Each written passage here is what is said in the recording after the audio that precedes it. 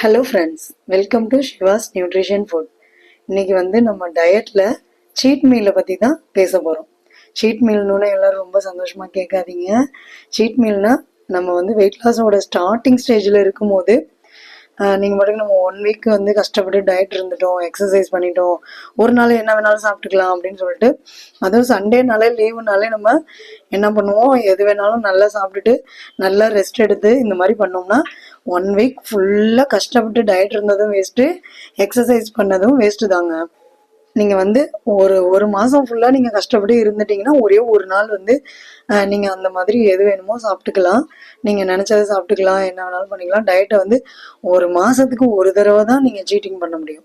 நீங்கள் ஒரு வாரத்துக்கு ஒரு நாள் சீட் மீல் எடுத்தீங்கன்னா வெயிட் லாஸ் கண்டிப்பாக ஆகவே ஆகாது. நீங்கள் என்ன டயட் இருந்தாலும் எக்ஸசைஸ் பண்ணாலும் உங்களுக்கு வெயிட் குறையவே குறையாது. நீங்கள் நான் எல்லாம் டயட் ஃபாலோ பண்ணுறேன், எக்ஸசைஸ் பண்ணுறேன், ஆனால் எனக்கு வெயிட் குறையவே இல்லை அப்படின்னு சொல்கிறவங்க நல்லா யோசிச்சு பாருங்கள். நீங்கள் சீட் மீல் நிறைய எடுத்துக்கிட்டு இருப்பீங்கன்னு அர்த்தம். அதுக்கு கரெக்டான டயட்டையும் கரெக்டான எக்ஸசைஸையும் ஃபாலோ பண்ணிக்கிட்டே இருந்தோம்னா கண்டிப்பாக வெயிட் லாஸ் நமக்கு ரொம்ப சீக்கிரமே நடக்கும். டயட் மட்டும் ரொம்ப கரெக்டாக ஸ்ட்ரிக்டாக ஃபாலோ பண்ணுங்க. ஆனால் எக்ஸசைஸ் நீங்கள் எடுத்தோடனே ஆரம்பித்த உடனே அவ்வளோ ஹெவியாக பண்ணாதீங்க. ஃபஸ்ட்டு 1 நாள் 2 நாள் 3 நாள் கண்டினியூஸாக பண்ணிட்டீங்கன்னா 3 நாளைக்கு ஒரு நாள் கண்டிப்பாக ரெஸ்ட் எடுத்துக்கோங்க. அதுக்கு நீங்கள் கொஞ்சம் ரெஸ்ட் எடுத்து பண்ணுங்கள்.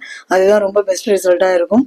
இந்த வீடியோ உங்களுக்கு பிடிச்சிருந்தா லைக் பண்ணுங்கள், ஷேர் பண்ணுங்கள், கமெண்ட் பண்ணுங்கள், மறக்காமல் சப்ஸ்கிரைப் பண்ணிக்கோங்க ஃப்ரெண்ட்ஸ். தேங்க்யூ ஃபார் வாட்சிங்.